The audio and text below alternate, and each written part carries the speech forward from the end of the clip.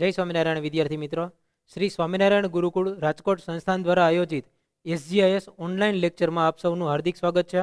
મારું નામ Nirag Mavani, MSc CSIR NET GATE SET JRF. હું આજે બોર્ડ અને નીટનું સેકન્ડ ચેપ્ટર દ્રાવણો 12th સ્ટાન્ડર્ડનું સેકન્ડ ચેપ્ટર દ્રાવણો એનો આજે આપણો ચોથો લેક્ચર શરૂ કરીએ. આગળના લેક્ચર્સમાં આપણે જોઈ લીધું હતું કે સાંદ્રતાના એકમો એટલે શું છે, સાંદ્રતાના એકમોનો શું કામ આપણે ઉપયોગ કરવો પડે. આટલા બધા એકમો છે આપણી પાસે, 8-10 એકમો છે, તો એ એકમો શું કામ અલગ અલગ છે અને એનો ઉપયોગ કેમ કરવો પડે એની માહિતી આપણે મેળવેલી હતી. આ ઉપરાંત દ્રાવ્ય અને દ્રાવકની લાક્ષણિકતાઓ પણ આપણે જોઈ લીધી હતી અને દ્રાવણનું વર્ગીકરણ પણ કરેલું છે. તો હવે જોઈએ છીએ સાંદ્રતાના એકમો. સાંદ્રતાનો સૌથી પહેલો એકમ છે મોલારિટી, કેપિટલ M. તો કેપિટલ M જે મોલારિટી એકમ છે, એ મોલારિટી આપણે લખેલા છે લિસ્ટ, તો આખું આગળના લેક્ચરમાં લખેલું છે આખું લિસ્ટ કે મોલારિટી, નોર્માલિટી, ફોર્માલિટી, મોલાલિટી, આવા 10 એકમો છે આપણી પાસે. તે 10 એકમો કેવી રીતે આપણે ધ્યાનમાં લેવા જોઈએ અને એની આપણે ગણતરી કેમ કરતા હોઈએ. તો જોઈએ છીએ molarity, capital M. Capital M જે મોલારિટી છે આ શું દર્શાવે છે, તો હવે હું તમને અહીંયાથી એક ટ્રીક શીખવાડવાનું શરૂ કરું છું કે કોઈ પણ એકમ કે કોઈ પણ વ્યાખ્યા છે એ કેવી રીતે બનાવવી જોશે. જો આની અંદર આપણા માટે પ્રોબ્લેમ એ થશે 11-12માં કે 12th સ્ટાન્ડર્ડનો સિલેબસ તો જેટલો લેન્ધી હોય એ તો હોય જ, ઉપરથી આવી વ્યાખ્યાઓ જો આપણે પાકી કરવી પડે અને આપણે વ્યાખ્યાઓ યાદ ન રહીએ, એના ઉપરથી સૂત્રો ન બનતા હોય, આવો પ્રોબ્લેમ હોય છે. તો એના માટે થઈને વિદ્યાર્થીઓએ શું કરવું પડે છે કે બધી વ્યાખ્યાઓ ગોખવી પડે છે. તો આપણે વ્યાખ્યાઓ ગોખવાની બદલે હું તમને એક જ કોમન સૂત્ર શીખવાડીશ, એનાથી તમે બધા જ પદાર્થની, બધા જ સાંદ્રતાના એકમો છે આ બધાની વ્યાખ્યાઓ તમે તમારી જાતે બનાવી શકશો. મેઇન વાત છે વ્યાખ્યા બનાવવી. તો વ્યાખ્યા બનાવવી કેવી રીતે એ હું તમને અત્યારે શીખવાડું છું. તમારે એક જ વાત યાદ રાખવાની છે હંમેશા કે મોલારિટી, મોલારિટીનો મતલબ થાય છે મોલ પ્રતિ લીટર. મોલારિટી કેપિટલ M બરાબર થાય છે મોલ પ્રતિ લીટર. આટલું જ ફક્ત યાદ રાખવાનું છે. જો તમને આ એક સૂત્ર યાદ રહી જશે તો આના ઉપરથી હવે હું તમને જે ટ્રીક શીખવતો જાઉં છું એ મુજબ તમને બધાએ ફોર્મ્યુલા તમને આવડતા જશે. મતલબ કે મોલારિટીથી શરૂ કરીએ ને PPB સુધીના બધા જ ફોર્મ્યુલા તમને આવડશે. પણ ધ્યાન રાખવાનું છે કે મોલારિટી એટલે મોલ પ્રતિ લીટર, આ એક થાય, આ એક સૂત્ર યાદ રાખવું. બાકીની મોલારિટીની વ્યાખ્યા શું થાય એ કેવી રીતે બનાવવી એ હવે હું તમને શીખવાડું છું. તો મોલારિટી માટે લખ્યું છે મોલ પ્રતિ લીટર. તો M બરાબર જ્યાં મોલ પ્રતિ લીટર લખ્યું છે તો મોલ એટલે શું થાય એ તમને ખ્યાલ છે. મોલનો મિનિંગ શું થાય? મોલ એટલે કે જ્યારે દ્રાવ્યનું વજન, મોલ માટે લખીએ તો વજનના છેદમાં અણુભાર, એટલું જ લખી શકાય. કોઈ પણ પદાર્થના મોલ શોધવા હોય તો આપણે કરતા હોય વજનના છેદમાં અણુભાર.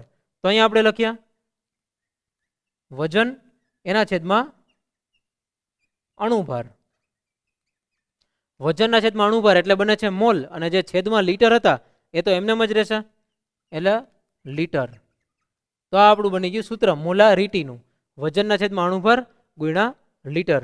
તો હવે જો આપણે એની વ્યાખ્યા લખીએ અને વજન એટલે અહીંયા કોનું વજન લખવાનું હોય, તો આપણા માટે આ પ્રશ્ન આવશે કે આ વજન એટલે કોનું વજન લખવાનું, અણુભાર એટલે કોનો અણુભાર લખવાનો, અને લીટર એટલે કદ છે તો કોનું કદ લખવાનું છે અહીંયા. તો હવે એના માટે જોઈ તો જ્યાં અંશમાં હોય હંમેશા આપણે એક વાત હંમેશા યાદ રાખવી કોઈ પણ સાંદ્રતા લખવા માટે કે અંશમાં હંમેશા આપણે દ્રાવ્યનું જ લખશું. જે કંઈ પણ માહિતી લખશું એ અંશમાં હંમેશા દ્રાવ્ય માટે હશે અને છેદમાં હશે હંમેશા દ્રાવક માટે હશે અથવા તો દ્રાવણ માટે હશે. બરાબર છે? અંશમાં હંમેશા દ્રાવ્ય જ હશે અને છેદમાં દ્રાવણ અથવા દ્રાવક જે પણ એકમ હોય એના ઉપર આધાર રાખતું હોય છે. તો વજન છે એ કોનું વજન હોવું જોઈએ? હવે તો દ્રાવ્યનું વજન હોવું જોઈએ, કારણ કે આપણે દ્રાવ્યને ઓગાળીએ છીએ. તો જ્યારે આપણે ઓગાળતા હોઈએ તો દ્રાવ્યનું વજન આપણે ધ્યાનમાં રાખેલું છે. એવી જ રીતે અણુભાર પણ હંમેશા દ્રાવ્યનો ધ્યાનમાં રાખવાનો છે. તો દ્રાવ્યનું વજન અને દ્રાવ્યનો અણુભાર આ બંને દ્રાવ્યના લેવાના છે, અને છેદમાં જે કદ હોય કે વજન હોય એ કદ કે વજન છે એ હંમેશા દ્રાવણનું હશે. તો આના માટે જોઈએ વજન જે લખેલું છે એ અંશમાં આવે છે હવે દ્રાવ્યનું વજન. આ છે દ્રાવ્યનું વજન, છેદમાં અણુભાર. અણુભાર છે તે હંમેશા દ્રાવ્યનો લખવાનો છે, કારણ કે દ્રાવ્યને આપણે ઓગાળીએ છીએ તો આપણો જે અણુભાર બને છે અણુભાર બને છે દ્રાવ્યનો અણુભાર. અને જે લીટર છે, લીટરનો મતલબ થાય છે કદ. તો જે કદ છે તે કદ હંમેશા દ્રાવણનું લખવાનું છે. તો દ્રાવ્યનો અણુભાર ગુણ્યા દ્રાવણનું કદ. તો આ આપણું સૂત્ર બન્યું. પણ જ્યારે દ્રાવ્યનું વજન લખીએ છીએ તો દ્રાવ્યનું વજન એ કયા એકમમાં લખવાનું, કિલોગ્રામમાં લખવાનું કે ગ્રામમાં લખવાનું? તેના માટે છે જવાબ કે હંમેશા વજન જે લખીએ છીએ તે વજન હંમેશા આપણે ગ્રામમાં લખવાનું આવશે. દ્રાવ્યનું વજન ગ્રામમાં, દ્રાવ્યનો અણુભાર તો જેનો તો વજન તેનો તમને ખબર છે એકમ ગ્રામ પ્રતિ મોલ જ રહેવાનો છે, એટલે દ્રાવ્યનો અણુભાર તો જે હોય એ જ લખવાનો આવશે. અને દ્રાવણનું કદ તો દ્રાવણનું કદ અહીંયા લખવાનું આવશે લીટર એકમમાં. તો હવે તમારી પાસે સૂત્ર બની ગયું છે, દ્રાવ્યનું વજન ગ્રામમાં, દ્રાવ્યનો અણુભાર અને દ્રાવણનું કદ લીટરમાં. ઓકે, તો આપણું સૂત્ર છે. આના ઉપરથી વ્યાખ્યા બનાવવી છે, મોલારિટી એકમની વ્યાખ્યા શું થાય તે વ્યાખ્યા જો હવે આના ઉપરથી બનાવવી હોય તો વ્યાખ્યા કેવી રીતે બનાવી શકાય? તો કોઈ પણ સૂત્ર ઉપરથી વ્યાખ્યા બનાવવી હોય તો તમારે એટલું જ ધ્યાન રાખવાનું હોય છે કે અંશ અને છેદ આ બધાની કિંમત એક થઈ જવી જોઈએ. અંશ અને છેદ બધાની કિંમત જો એક થઈ જાય તમારાથી તો તે આનો એકમ આવી જાય, એમ બરાબર એટલે મોલારિટી બરાબર એક થઈ જાય તો સાબિત થઈ જાય. તો કરવાનું એટલું જ છે કે અંશ અને છેદ બધાનું એક લઈ આવવાનું છે. તો અંશ અને છેદ ક્યારે એક આવી શકે તો એ આપણે આની અંદર વિચારીએ કે ક્યારે એક આવી શકે કે જ્યારે આપણે દ્રાવ્યનું વજન છે, આ દ્રાવ્યનું વજન ધારો કે 1 ગ્રામ લઈ તો થઈ જાય. તો 1 ગ્રામ લઈ છેદમાં દ્રાવણનું કદ 1 લીટર લઈ તો દ્રાવ્યનો અણુભાર કેટલો લેવો પડે? તો અહીંયા પ્રોબ્લેમ એ થઈ કે દ્રાવ્યનો અણુભાર એ તો દ્રાવ્ય ઉપર આધાર રાખે, જે દ્રાવ્ય હશે એ પ્રમાણે તેનો અણુભાર નક્કી થતો હશે. તો અહીંયા દ્રાવ્યનો અણુભાર છે તો દ્રાવ્યનો અણુભાર આપણે એમને લઈ શકીએ નહીં. તો આપણે એવું વિચારીએ કે દ્રાવ્યનો અણુભાર જો 1 હોય, દ્રાવણનું કદ 1 હોય તો દ્રાવ્યનો અણુભાર અને દ્રાવ્યનું વજન આ બે સામસામે કેન્સલ થઈ જવા જોઈએ.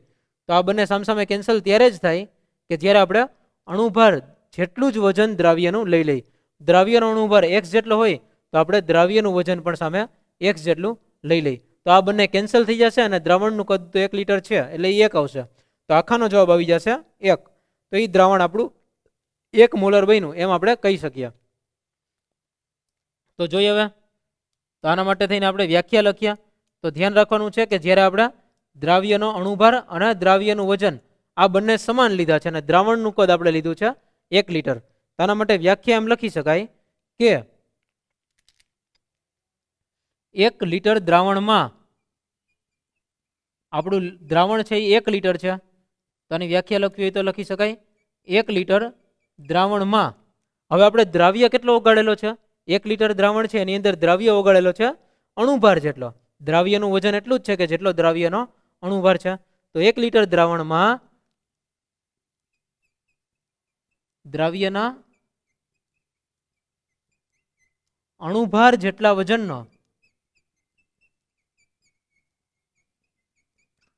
1 લીટર દ્રાવણમાં દ્રાવ્યના અણુભાર જેટલા વજનનો દ્રાવ્ય ઓગાળતા દ્રાવ્યના અણુભાર જેટલો વજનનો પદાર્થ ઓગાળતા, અહીંયા પદાર્થ પણ લખી શકાય અથવા ત્યાં લખવું હોય તો આપણે દ્રાવ્ય પણ લખી શકાય. એટલે દ્રાવ્યનો જેટલો અણુભાર છે એટલા જ વજનનો દ્રાવ્ય આપણે એની અંદર ઓગાળવાનો છે. 1 લીટર દ્રાવણમાં એટલે અહીંયા છેદમાં 1 લખી દીધું. દ્રાવ્યના અણુભાર જેટલા વજનનો દ્રાવ્ય ઓગાળતા, દ્રાવ્યનો અણુભાર અને દ્રાવ્યનું વજન આ બંને સરખા કરી દીધા તો આ બંને કેન્સલ થઈ ગયા. દ્રાવણનું કદ 1 લીટર હતું તો આખાનો જવાબ આવી ગયો 1. તો 1 મોલર થઈ ગયું. તો 1 લીટર દ્રાવણમાં દ્રાવ્યના અણુભાર જેટલા વજનનો દ્રાવ્ય ઓગાળતા બનતું દ્રાવણ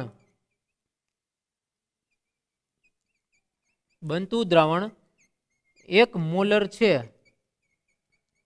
તેમ કહેવાય. આ તેની વ્યાખ્યા બનશે. ત્યાં એક એમ કરેલો છે, અહીંયા એમનો મિનિંગ થાય છે મોલર. તો 1 એમ તરીકે પણ લખી શકાય અથવા 1 મોલર આ રીતે પણ લખતા હોય છે. તો 1 મોલર છે તેમ કહેવાય. તો 1 લીટર દ્રાવણમાં દ્રાવ્યના અણુભાર જેટલા વજનનો દ્રાવ્ય ઓગાળતા બનતું દ્રાવણ 1 મોલર છે તેમ કહેવાય. આ મોલારિટી એકમની વ્યાખ્યા થઈ. તો જ્યારે મોલારિટી એકમની વ્યાખ્યા બનાવવી હોય તો એના માટે આપણે એક સૂત્ર જ ફક્ત યાદ રાખ્યું, મોલ પ્રતિ લીટર. મોલ માટે લખ્યું વજનના છેદમાં અણુભાર, લીટર તો જેમ હતા એમને રાખ્યા. વજન તો કોનું લીધું છે ત્યાં? દ્રાવ્યનું વજન. અણુભાર તો અણુભાર લીધો છે આપણે દ્રાવ્યનો, અને લીટર તો જે કદ હતું તે દ્રાવણનું કદ હતું. હવે આના ઉપરથી આપણે વ્યાખ્યા બનાવવી હતી. તો વ્યાખ્યા બનાવવા માટે 1 લીટર દ્રાવણ લઈ લીધો, દ્રાવ્યનું વજન અને દ્રાવ્યનો અણુભાર બંને સમાન કરી દીધા જેથી આખાનો જવાબ 1 આવે. બધાનો જવાબ 1 આવ્યો તો આપણે એની વ્યાખ્યા બનાવી શક્યા કે 1 લીટર દ્રાવણમાં દ્રાવ્યના અણુભાર જેટલા વજનનો પદાર્થ અથવા તો દ્રાવ્ય ઓગાળતા બનતું દ્રાવણ 1 મોલર છે તેમ કહેવાય. તો જે દ્રાવણ બને છે 1 મોલર હશે. આ થઈ ગઈ મોલારિટીની વ્યાખ્યા, જેના માટે લખાય છે મોલ પ્રતિ લીટર. એના ઉપરથી આખી વ્યાખ્યા બનાવી છે. અહીંયા ધ્યાન રાખવાનું છે કે અણુભાર લીધો છે આપણે, અહીંયા ધ્યાનમાં રાખ્યો છે અણુભારને. બરાબર છે, આ આપણી વ્યાખ્યા હતી. અને અહીંયા દ્રાવણનું કદ લીટર એકમમાં છે. માનો કે હવે દ્રાવણનું કદ લીટર એકમની બદલે એમએલમાં લઈએ, એટલે કે મિલીલીટર એકમમાં લઈએ, તો શું કરવું પડશે? દ્રાવ્યનું વજન ગ્રામ એકમમાં છેદમાં જોઈ તો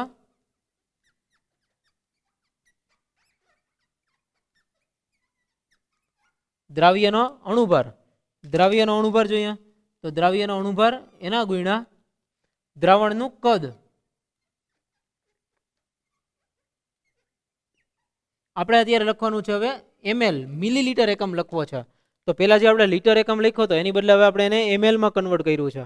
તો તમને ખ્યાલ છે કે 1 લીટર, જ્યારે આપણે 1 લીટર લખેલા હોય તો 1 લીટર બરાબર થતા હોય છે 1 લીટર બરાબર 1000 ml થાય. તો 1 લીટર બરાબર 1000 ml હોય, જ્યારે 1 લીટર બરાબર 1000 ml, 1 લીટર બરાબર 1000 ml, તો છેદમાં આપણે 1 લીટર લખેલા હતા તો ત્યાં 1000 ml કરવા પડશે. તો માનો કે અહીંયા 1000 ml લખીએ તો એને કેન્સલ કરવા માટે અંશમાં બીજા 1000 ml ઘટે છે, તો આને હવે 1000 થી ગુણવા પડે. તો આ આખું સૂત્ર બન્યું કે મોલારિટી બરાબર દ્રાવ્યનું વજન ગ્રામમાં ગુણ્યા 1000 છેદમાં દ્રાવ્યનો અણુભાર ગુણ્યા દ્રાવણનું કદ એમએલમાં. તો જો આપણે અહીંયા એમએલમાં લખેલું હોય તો આ સૂત્ર લખવું પડશે, અને જો આપણે દ્રાવણનું કદ લીટર એકમમાં રાખીએ તો પેલું સૂત્ર લખવાનું આવશે. આ સૂત્ર લીટર માટે છે અને આ સૂત્ર છે એ એમએલ માટે છે.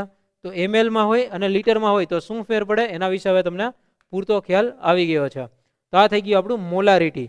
મોલારિટી એકમની અંદર હજી એક દાખલો જોઈએ તો આપણને આઈડિયા આવે કે ક્વેશ્ચન કઈ રીતે પૂછાય અને એને સોલ્વ આપણે કઈ રીતે કરી શકીએ. તો એક એક્ઝામ્પલ આપણે લઈને સોલ્વ કરીએ. ધારો કે આપણને એક પદાર્થ આપેલો છે, એક દ્રાવણ આપેલું છે. આપણું દ્રાવણ છે ત્યાં NaOH નું. તો આપણે વિચારીએ કે જ્યારે 10 ગ્રામ NaOH અથવા NaOH છે તો આપણે અત્યારે ગણતરીની સરળતા માટે થઈને લખશું 4 ગ્રામ. 4 ગ્રામ NaOH ને 1000 ml પાણીમાં દ્રાવ્ય કરતા બનતા દ્રાવણની મોલારિટી ગણો.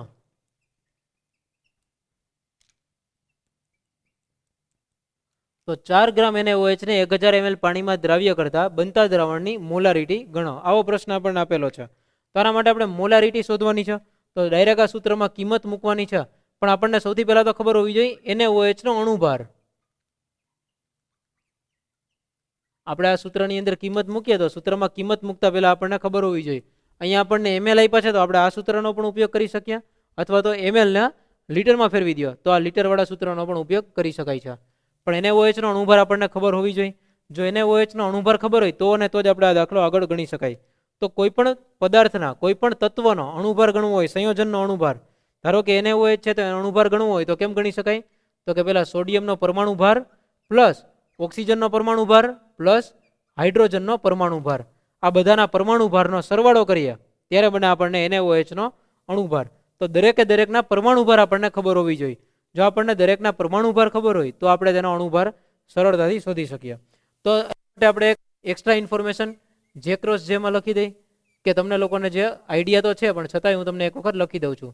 પરમાણુ ભાર હાઇડ્રોજન અને તેનો પરમાણુ ભાર. હાઇડ્રોજનનો પરમાણુ ભાર 1 જેટલો હોય, ત્યાર પછી બીજું તત્વ છે નાઇટ્રોજન, એનો પરમાણુ ભાર 14 લેતા હોય, ઓક્સિજનનો પરમાણુ ભાર 16 હોય, કાર્બનનો હોય, ત્યાર સિવાય સોડિયમ છે તો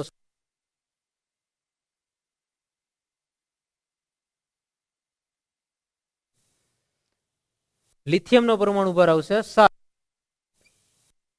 હોય તો 39 લેવાનો. હજી એક છે સલ્ફર. સલ્ફરનો પરમાણુ ભાર લેતા હોય છે 32, ફોસ્ફરસનો પરમાણુ ભાર હોય છે 31, ક્લોરીનનો પરમાણુ ભાર હોય છે 35.5. આ ખૂબ જ ઇન્ટરેસ્ટિંગ ટોપિક છે અને ઇન્ટરેસ્ટિંગ પોઈન્ટ છે. ઘણા બધા લોકોને, ઘણા બધા વિદ્યાર્થીઓને ખબર નથી હોતી કે 35.5 ક્લોરીનનો પરમાણુ ભાર કેવી રીતે આવે છે. એ પણ હમણાં હું તમને એક વખત શીખવાડું છું. તો ક્લોરીનનો પરમાણુ ભાર છે 35.5. બ્રોમિનનો પરમાણુ ભાર છે 80. આવી રીતે મોટા ભાગ પરમાણુ ભાર અહીંયા લખી દીધા છે. આ સિવાયના બીજા તત્વો હોય તો તેનો પરમાણુ ભાર પણ હું તમને હમણાં યાદ આવે એટલા લખાવતો જઈશ. ઓકે, તો NaOH નો અણુભાર છે Na plus oxygen plus H.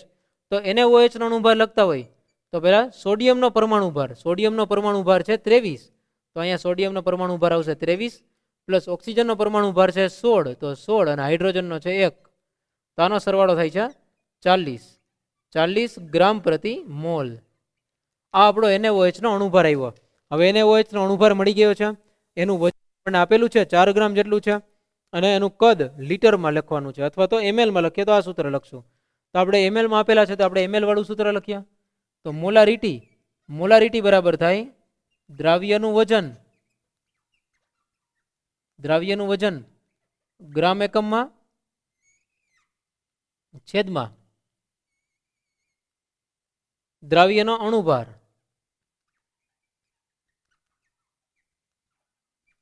એના ગુણ્યા દ્રાવણનું કદ ml એકમમાં લખીએ એટલે ગુણ્યા 1000 કરી દઈએ આખા સૂત્રની સાથે. ઓકે, તો દ્રાવ્યનું વજન ગ્રામ એકમમાં એના ગુણ્યા 1000 છેદમાં દ્રાવ્યનો અણુભાર ગુણ્યા દ્રાવણનું કદ ml માં. તો આ રીતે આપણી ગણતરી છે આખી થઈ છે. તો અહીંયા દ્રાવ્યનું વજન ગ્રામ એકમમાં આપણને ગ્રામ આપેલા છે 4 ગ્રામ એના ગુણ્યા 1000 જે અંશમાં હતા છેદમાં દ્રાવ્યનો અણુભાર. તો દ્રાવ્યનો અણુભાર કેટલો આવ્યો છે 40 આવેલો છે અને એના ગુણ્યા કરી છે દ્રાવણનું કદ ml માં. દ્રાવણનું કદ આપેલું છે 1000 ml. તો આનું સાદુરૂપ આપીએ એટલે 1000 કેન્સલ થઈ જાય. 4 અને 40 તો 1 ના છેદમાં આવશે 10. તો આ થઈ જશે 0.1 એટલે અથવા 0.10 અને એકમ આવશે એનો મોલર. તો આ તેની મોલારિટી મળી 0.10 મોલર અથવા 0.1 મોલર તેની મોલારિટી થશે. તો આ રીતે કોઈ પણ દાખલો આપેલો હોય તો ગણી શકાય. તમને એના માટે NaOH એટલે કે જે દ્રાવ્ય છે તેનું વજન આપેલું હશે, સાથે સાથે તેનો દ્રાવણ છે એનું કદ આપેલું હશે અને અણુભાર ન આપેલો હોય તો અણુભાર જે તે દ્રાવ્ય આપ્યો છે તેના ઉપરથી આપણે તેનો અણુભાર શોધી શકશું. બરાબર છે, કારણ કે આપણને આવા પરમાણુ ભાર આપણને બધા આવડે છે. તો હવે એક જેક્રોસ જેની એક જસ્ટ ફોર જાણકારી, આમ જોઈએ તો બહુ ઇમ્પોર્ટન્ટ વાત છે, જાણકારી માટે તો ન જ કહી શકાય પણ ખૂબ જ ઇમ્પોર્ટન્ટ છે કે ક્લોરીનનો પરમાણુ ભાર 35.5 શું કામ આવે છે. તો જો પરમાણુ ભારનો મિનિંગ શું થાય આ તમને ખ્યાલ છે. જેમ કે પરમાણુ ભાર બરાબર શું થાય છે, કોઈ પણ તત્વનો પરમાણુ ભાર લખીએ તો પરમાણુ ભારનો મતલબ થાય છે કેન્દ્રમાં રહેલા પ્રોટોનની સંખ્યા પ્લસ ન્યુટ્રોનની સંખ્યા. તો પ્રોટોન અને ન્યુટ્રોન આ બંનેની સંખ્યાનો સરવાળો એને જ કહેવાય છે પરમાણુ ભાર. તો જો આપણે ક્લોરીન વિશે વાત કરીએ તો ક્લોરીન છે આનો પરમાણુ ભાર એટલે કે આની અંદર પ્રોટોનની સંખ્યા કેટલી હશે, ક્લોરીનમાં પ્રોટોનની સંખ્યા હશે 17, કારણ કે ક્લોરીનનો પરમાણુ ક્રમાંક એ 17 છે એટલે એની અંદર પ્રોટોનની સંખ્યા છે 17 અને એની અંદર ન્યુટ્રોન કેટલા હશે. તો જો હવે વિચારીએ કે ન્યુટ્રોન કેટલા હશે, તો ક્લોરીનના ન્યુટ્રોન હવે આપણને ખબર નથી કેટલા હોય પણ આપણને એનો અણુભાર ખબર, પરમાણુ ભાર ખબર છે કે 35.5 થાય. તો 35.5 - 17 કરીએ તો એના ન્યુટ્રોન આવે જે આવે છે 18.5. તો આ જોઈને આપણને ખબર પડે કે ક્યારેય પણ ન્યુટ્રોનની સંખ્યા છે આ ન્યુટ્રોન 18.5 જેવા તો ક્યારેય હોઈ શકે નહીં. એટલે 18.5 ન્યુટ્રોન તો ક્યારેય પણ ન હોય. એવું તો ક્યારેય ન હોય કે અડધો ન્યુટ્રોન ક્લોરીનમાં છે અડધો ન્યુટ્રોન નથી, એવું બનતું નથી હોતું. તો ક્લોરીનની અંદર પ્રોટોન 17 છે એટલે એનો પરમાણુ ક્રમાંક 17 છે, ન્યુટ્રોન 18.5 હોઈ શકતા નથી. તો જ્યારે ન હોય તો છતાં પણ એનો પરમાણુ ભાર આપણે 35.5 શું કામે લખીએ છીએ, એનું રીઝન એવું છે હવે કે ક્લોરીનના 2 સમસ્થાનિકો છે આપણી પાસે. પહેલો સમસ્થાનિક છે ક્લોરીન 17-35 અને બીજો સમસ્થાનિક છે ક્લોરીન 17-37. હા, 17-35 અને 17-37 આ બંને સમસ્થાનિકોનો મતલબ તમને ખ્યાલ છે. સમસ્થાનિકો કોને કહેવાય? સમસ્થાનિકો એટલે કે જેના પરમાણુ ક્રમાંક સમાન હોય પરંતુ પરમાણુ ભાર જુદા જુદા હોય. તો આ બંને સમસ્થાનિકો છે ક્લોરીનના અને જે કુદરતમાં મળે છે તે ક્લોરીન 35 અને ક્લોરીન 37 નું મિશ્રણ હોય છે. એટલે કે 75% જેટલો કુદરતમાં જે આપણને ક્લોરીન મળે એમાં 75% જેટલો ક્લોરીન 35 હોય છે અને 25% જેટલો હોય છે એ ક્લોરીન 37 હોય છે, જેનો પરમાણુ ભાર 37 છે એવો ક્લોરીન 25% છે અને જેમાં પરમાણુ ભાર 35 છે એવો ક્લોરીન છે એ 75% છે. તો આના માટે ગણતરી કરવી હોય તો આની ગણતરી આ રીતે થઈ શકે. હવે અહીંયા 75% ક્લોરીન અને એનો પરમાણુ ભાર છે 35 એના ગુણ્યા 35 પ્લસ 25% ક્લોરીન અને એના ગુણ્યા એનો પરમાણુ ભાર છે 37. તો 25 ગુણ્યા 37 છેદમાં આવ્યા 75 પ્લસ 25 કુલ એનું કેટલા ટકા છે? કુલ છે 75 પ્લસ 25 એટલે 100%. તો આખાનું સાદુરૂપ આપીએ તો આપણને જવાબ મળે છે 35.5, જે તેનો એવરેજ એનો પરમાણુ ભાર લખવાનો હોય છે. એટલા માટે જ્યારે આપણે રેન્ડમલી આખા વાતાવરણમાંથી કે ક્યાંય પણ જગ્યાએથી કુદરતમાંથી 100 ક્લોરીનના અણુઓ પસંદ કરીએ, 100 ક્લોરીનના અણુ આપણે લઈએ, તેની અંદર 75 અણુ એવા હોય કે જેનો પરમાણુ ભાર 35 છે અને 25 અણુ એવા હોય કે જેનો પરમાણુ ભાર 37 છે. તો આ બંનેને જ્યારે ભેગા કરીને એનો અણુભાર લખવાનો આવે તો એનો અણુભારને આપણે એક કોમન અને એક એનો મધ્યસ્થ લખીને કરતા હોય છે. બરાબર છે? તો એનો એવરેજ બને છે 35.5. અને એવરેજ કેવી રીતે લેવો એ હવે તમને ખ્યાલ આવી ગયો હશે કે ફક્ત બંનેનો સરવાળો ભાગ્યા 2 એવું કરવાનું હોતું નથી. કયું સંયોજન કેટલા ટકા છે, કયો ક્લોરીનનો સમસ્થાનિક કેટલા ટકા છે એ પણ ધ્યાનમાં રાખવું પડે. 75% વાળો સમસ્થાનિક છે, 35 વાળો સમસ્થાનિક છે 75% છે અને 37 વાળો સમસ્થાનિક છે 25% છે. તો આ બંનેનો અને છેદમાં ટોટલ 100% થતું હતું એટલે 75 પ્લસ 25 કરીને 100 કર્યા અને આનો સાદુરૂપ આવે છે 35.5. આ 35.5 જવાબ આવે છે. એટલા માટે આપણે દરેક વખતે ક્લોરીનની ગણતરીમાં ક્લોરીનનો પરમાણુ ભાર છે 35.5 લઈએ છીએ. અને 35.5 એટલે એના મતલબ એવો નથી થતો કે એની અંદર ન્યુટ્રોન છે અડધા હોય, 18.5 ન્યુટ્રોનો એવું હોતું નથી. તો અમુકની અંદર ઓછા હોય છે, અમુકની અંદર વધારે ન્યુટ્રોન હોય છે. તો આ થઈ ગયું આપણી એક મોલારિટી અને આયાથી એક્સ્ટ્રા એક જે ક્રોસ જે જસ્ટ ફોર જાણકારી. આ બધાય તમારે મેં તમને ગઈકાલે આગલા લેક્ચરમાં વાત કરેલી છે એમ તમને ખ્યાલ છે કે આ બધી જે ક્રોસ જેની જે વાત છે એ તમારે બુકમાં લખીને રાખવી. જે તે જગ્યાએ જ્યાં લખો છો ત્યાં જ તમે લખીને રાખો તો જ્યારે તમે એક્ઝામ દેવા સમયે જેડબલઈ કે નીટના રિવિઝન સમયે તમને આ ખૂબ જ ઉપયોગી બનશે. તો હવે આપણે એક મોલારિટી એકમ કમ્પ્લીટ કર્યો છે. ત્યાર પછીનો બીજો એકમ છે આપણો નોર્માલિટી. હવે જોઈએ છીએ નોર્માલિટી. નવો એકમ છે સાંદ્રતાનો નોર્માલિટી. આપણે મોલારિટી વિશે માહિતી મેળવી, હવે જોઈએ છીએ નોર્માલિટી. તો જેમ મોલારિટીની વ્યાખ્યા તમને ખ્યાલ હતી કે મોલ પ્રતિ લિટર આવે તેનું સૂત્ર પણ તમને આવડી ગયું હતું. મોલ એટલે શું થાય છે? વજનના છેદમાં અણુભાર અને લિટર માટે લખ્યું હતું દ્રાવણનું કદ. તો નોર્માલિટી એકમમાં એ જ લખવાનું છે, એમાં કાંઈ જ ફેરફાર નથી. પણ જ્યાં આપણે છેદમાં તુલ્ય અણુભાર લખતા હતા, મોલારિટી એકમમાં આપણે લખતા હતા દ્રાવ્યનો અણુભાર, ત્યાં જગ્યાએ લખવાનું છે દ્રાવ્યનો તુલ્ય ભાર. બાકી આખા એકમમાં કોઈ ફેરફાર રહેતો નથી, આખું સૂત્ર એમ જ રહે છે. એટલે નોર્માલિટી બરાબર એનું સૂત્ર લખી દ્રાવ્યનું વજન ગ્રામમાં છેદમાં આવે છે દ્રાવ્યનો અણુભાર એના ગુણ્યા આવે છે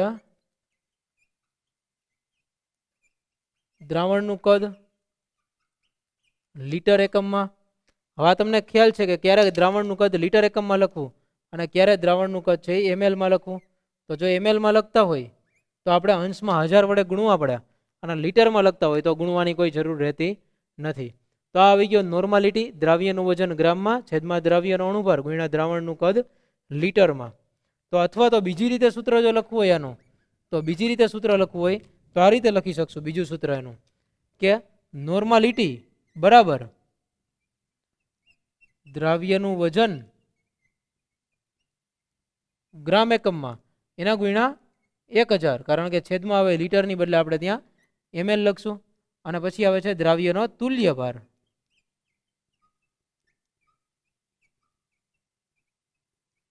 દ્રાવ્યનો તુલ્ય ભાર એના ગુણ્યા દ્રાવણનું કદ ml માં. અહીંયા આપણે અણુભાર લખ્યું છે ત્યાં આવશે તુલ્ય ભાર, કારણ કે આપણે લખીએ છીએ અત્યારે નોર્માલિટીનું સૂત્ર. તો બને છે અહીંયા દ્રાવ્યનો તુલ્ય ભાર. નોર્માલિટી માટે ફક્ત એટલો જ ફેર પડે છે કે છેદમાં દ્રાવ્યનો તુલ્ય ભાર થઈ જાય છે અને અણુભાર હોય તો તે આપણો એકમ બની જાય છે મોલારિટીનો. મોલારિટીમાં છેદમાં અણુભાર આવશે અને નોર્માલિટી હોય તો છેદમાં તુલ્ય ભાર આવશે. તો આ બની જાય છે આપણો આખું એક એકમ. તો આની વ્યાખ્યા આપવી હોય, નોર્માલિટી એકમની વ્યાખ્યા બનાવવી હોય તો વ્યાખ્યા હવે કેવી રીતે બનાવી શકાય? તો આપણે જે મોલારિટીમાં હમણાં આગળ શીખ્યા એ જ રીતે કે આ બધાનો જવાબ એક આવી જવો જોઈએ એવી રીતે આપણે સેટ કરવાનું હોય. તો દ્રાવ્યનું વજન અને દ્રાવ્યનો તુલ્ય ભાર બંને સમાન લઈ લેવાના એટલે એ કેન્સલ થઈ જાય. અને દ્રાવણનું કદ 1 લીટર લઈ લેવાનું એટલે થઈ જતું હોય. તો આના માટે આપણે વ્યાખ્યા લખવી હોય તો લખી શકીએ કે 1 લીટર દ્રાવણમાં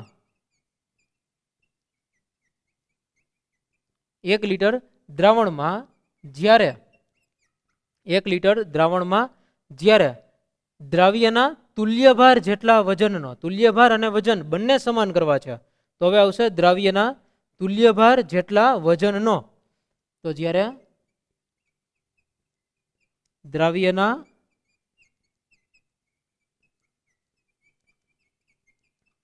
તુલ્યભાર જેટલા વજનનો દ્રાવ્ય, 1 લીટર દ્રાવણમાં જ્યારે દ્રાવ્યના તુલ્યભાર જેટલા વજનનો દ્રાવ્ય ઓગાળવામાં આવે છે,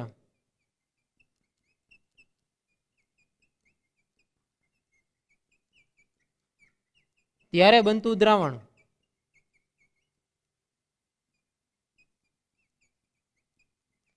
એક નોર્મલ છે તેમ કહેવાય. તો આનો વ્યાખ્યા બની ગઈ તુલ્યભારની, નોર્માલિટીની. 1 લીટર દ્રાવણમાં જ્યારે દ્રાવ્યના તુલ્યભાર જેટલા વજનનો દ્રાવ્ય ઓગાળવામાં આવે ત્યારે બનતું દ્રાવણ એક નોર્મલ છે તેમ કહેવાય. તો આ વ્યાખ્યા થઈ ગઈ છે નોર્માલિટી માટે થઈને.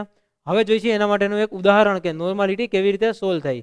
અને નોર્માલિટીનું ઉદાહરણ સોલ્વ કરીએ એની પહેલાં આપણને બીજો ખ્યાલ હોવો જોઈએ કે તુલ્યભાર એટલે શું અને તુલ્યભારને કેવી રીતે સોલ્વ કરવો. તો તુલ્યભારની વ્યાખ્યા શું થતી હશે એ આપણે જોઈએ કે જ્યારે કોઈ પણ એક પદાર્થ હોય તો એનો અણુભાર આપણી પાસે ફિક્સ હોય છે.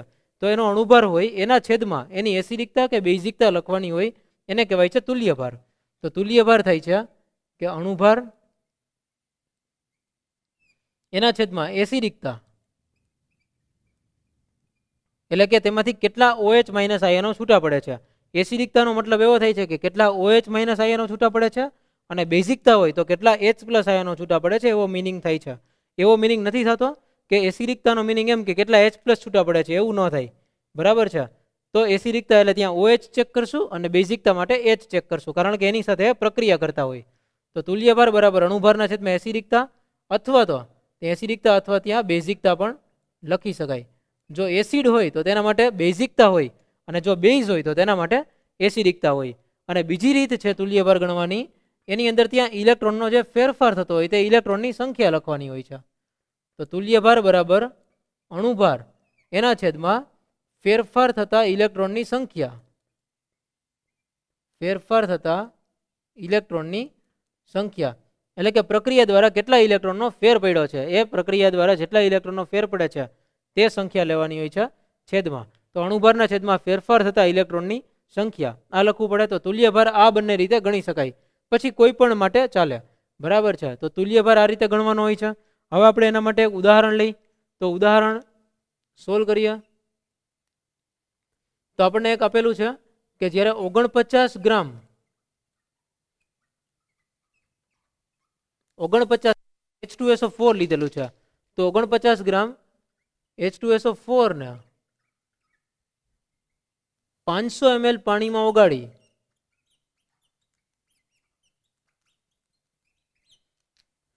49 ગ્રામ H2SO4 ને 500 ml પાણીમાં ઓગાળી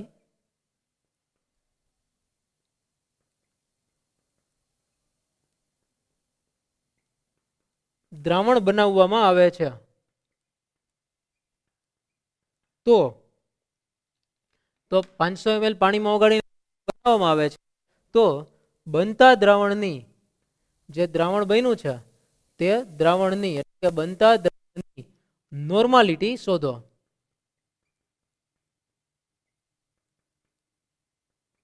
બનતા દ્રાવણની નોર્માલિટી શોધો. તો નોર્માલિટી શોધવા માટે થઈને આપણે શું કરવું પડશે? તો નોર્માલિટી માટે સૌથી પહેલા તો આપણને H2SO4 નો તુલ્યભાર ખબર હોવી જોઈએ. પણ H2SO4 નો ત્યારે જ ખબર પડે કે જ્યારે આપણી પાસે એની અણુભારનું મૂલ્ય હોય અને એસિડિકતા કે બેઝિકતાનું મૂલ્ય હોય, તો જ આપણને એનો તુલ્યભાર મળી શકશે. તો આપણે અહીંયા લખવું, પહેલા તો ગણતરીમાં આવશે H2SO4 નો અણુભાર. H2SO4 નો અણુભાર કેવી રીતે ગણાય? તો કે 2 ગુણ્યા હાઇડ્રોજન હોય પ્લસ 1 સલ્ફર છે અને પ્લસ 4 ગુણ્યા ઓક્સિજન, કારણ કે 4 ઓક્સિજન રહેલા છે એટલે ત્યાં કરવા પડશે 4 ઓક્સિજન. આના માટે ગણતરી કરીએ તો અહીંયા 2 ગુણ્યા હાઇડ્રોજન, હાઇડ્રોજન માટે છે 1 અને સલ્ફર માટે છે 32. 4 ગુણ્યા ઓક્સિજન, ઓક્સિજન માટે છે 16. તારા માટે થશે 2 પ્લસ 32 અને 16 ચોક 64. તો એનો ટોટલ પરમાણુ ભાર બધાના લખ્યા. તો આનો ટોટલ થાય છે 98. એટલે H2SO4 નો અણુભાર થાય છે 98. તો હવે H2SO4 નો તુલ્ય ભાર ગણ્યા.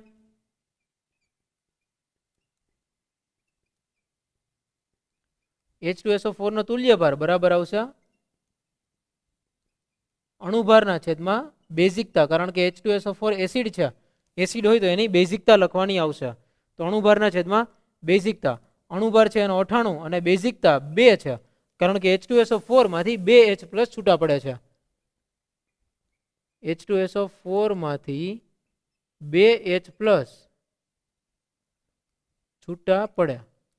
H2SO4 માંથી 2H+ છૂટા પડે તો તેની બેઝિકતા 2 થાય. તો અણુભારના છેદમાં બેઝિકતા, તો એનો તુલ્ય ભાર બને છે 49. 49 જેટલો એનો H2SO4 નો તુલ્ય ભાર બન્યો છે. હવે આપણે જોઈએ છીએ એનું સૂત્ર, નોર્માલિટી શોધવા માટેનું સૂત્ર. તો નોર્માલિટીનું સૂત્ર છે નોર્માલિટી બરાબર દ્રાવ્યનું વજન ગ્રામમાં, સૂત્ર લખ્યા દ્રાવ્યનું વજન ગ્રામમાં એના ગુણ્યા, અહીંયા આપણને એમ છે તો આપણે વાળું સૂત્ર જ ઉપયોગમાં લેશું. તો દ્રાવ્યનું વજન ગ્રામમાં ગુણ્યા 1000 અને છેદમાં આવે છે દ્રાવ્યનો તુલ્ય ભાર ગુણ્યા દ્રાવણનું કદ ml માં. દ્રાવ્યનો તુલ્ય ભાર ગુણ્યા દ્રાવણનું કદ ml માં. તો જ્યાં દ્રાવ્યનું વજન ગ્રામ એકમમાં લખવાનું, પણ અહીંયા દ્રાવ્યનું વજન ગ્રામમાં આપેલું છે 49 ગ્રામ. તો દ્રાવ્યનું વજન 49 ગ્રામ એના ગુણ્યા 1000 છેદમાં દ્રાવ્યનો તુલ્ય ભાર.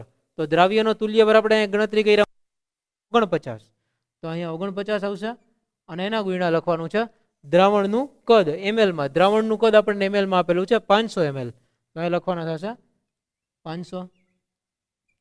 તારો 49 કેન્સલ થઈ ગયા, 1000 અને 500 કેન્સલ થયા, તો અંશમાં આવ્યા 2. તો આનું સાદુરૂપ આપવાથી જવાબ મળે છે 2 નોર્મલ. તો H2SO4 ની નોર્માલિટી 2 નોર્મલ હશે. તો આના ઉપરથી આપણને ગણતરી કરતા આવડી જાય. ગણતરી કેવી રીતે કરવાની છે એકવાર સમજી લ્યો. સાવ ઈઝી ગણતરી છે. પહેલા તો એનો અણુભાર શોધવાનો, જે આપણને દ્રાવ્ય આપેલો છે. અણુભાર મળી જાય તો એની એસિડિકતા બેઝિકતા ખબર હોય તો એના ઉપરથી એનો તુલ્ય ભાર શોધવાનો છે. તુલ્ય ભાર મળી જાય એટલે સીધી સૂત્રમાં કિંમત મૂકવાની છે, જેનાથી આપણને એની નોર્માલિટી મળી જશે. તો આ છે નોર્માલિટીનો એક દાખલો. હજી એક દાખલો આપણે ઉદાહરણ માટે લઈ જો નોર્માલિટી માટે, અને એક ઉદાહરણ માટે હજી એક દાખલો લઈ. તો એના માટે હવે આપણે એક સાદો દાખલો લઈ કે જેનાથી આપણને બીજી રીત પણ ગણતરી કરતા આવડે. બરાબર, તો આપણે H2SO4 નું ઉદાહરણ લીધું હતું, એવી જ રીતે હજી એક વખત H2SO4 નું ઉદાહરણ લઈ. તો આપણે જોઈ કે એક નોર્મલ H2SO4 નું 100 ml દ્રાવણ બનાવવા માટે 100 ml દ્રાવણ બનાવવા માટે કેટલા ગ્રામ H2SO4 ની જરૂર પડે? એક નોર્મલ H2SO4 નું 100 ml દ્રાવણ બનાવવા માટે કેટલા ગ્રામ H2SO4 ની જરૂર પડે? તો આમાંથી જોઈએ આપણે એનો જવાબ. આપણી પાસે અહીંયા નોર્માલિટીનું સૂત્ર છે અને H2SO4 છે, તો એની નોર્મલ એના તુલ્ય ભાર પણ આપણી પાસે છે. તો આપણે ફરીથી બધું લખવાની જરૂર નહીં પડે. તો આપણી પાસે નોર્માલિટીનું મૂલ્ય આપ્યું છે. નોર્માલિટી બરાબર થાય દ્રાવ્યનું વજન ગ્રામમાં એના ગુણ્યા 1000 અને છેદમાં આવે છે દ્રાવ્યનો તુલ્ય ભાર ગુણ્યા છે દ્રાવણનું કદ ml એકમમાં. તારા માટે લઈ દ્રાવ્યનું વજન ગ્રામમાં, જે દ્રાવ્યનું વજન કેટલા ગ્રામ H2SO4 ની જરૂર પડે એ આપણને પૂછેલું છે. તો દ્રાવ્યનું વજન આપણે x ધારી લઈ, એના ગુણ્યા 1000, જે તો જેમ છે એમને જ. દ્રાવ્યનો તુલ્ય ભાર આપેલો છે 49 અને દ્રાવણનું કદ ml માં, તો દ્રાવણનું કદ આપણને આપેલું છે 100 ml, અહીંયા લખવાનું છે 100 ml. અને આખાની નોર્માલિટી એક નોર્મલ દ્રાવણ છે, તો અહીંયા લખવા પડશે 1. આમાંથી x ને કરતા બનાવવાના છે. x ને કરતા બનાવીએ તો આટલું કેન્સલ થઈ જાય. આના માટે 49 સામે જશે, x બરાબર આવશે 49 અને 10 સામે આવશે તો અંશમાંથી છેદમાં જશે. 49 ના છેદમાં 10, તો જવાબ આવશે 4.9 ગ્રામ. તો આપણને જવાબ મળ્યો. આના માટેનો જવાબ એવો થાય કે 4.9 ગ્રામ H2SO4 ને જો 100 ml પાણીમાં ઓગાળીએ તો જે સાંદ્રતા મળે H2SO4 ની તે 1 નોર્મલ જેટલી હોય. તો આ આપણો બીજો એકમ કમ્પ્લીટ થયો, નોર્માલિટી. તો મોલારિટી અને નોર્માલિટી આ બંને એકમોમાં શું ફેર છે? તો મોલારિટી એકમ હોય તો એમાં છેદમાં દ્રાવ્યનો અણુભાર લેવામાં આવે છે, અને જો નોર્માલિટી હોય તો ત્યાં છેદમાં દ્રાવ્યનો તુલ્યભાર લેવામાં આવે છે. અને તુલ્યભાર એટલે થાય છે અણુભારના છેદમાં એસિડિકતા અથવા બેઝિકતા. આ સિવાય બીજું કાંઈ નથી. તો અહીંયા થઈ ગયો આપણો બીજો એકમ કમ્પ્લીટ.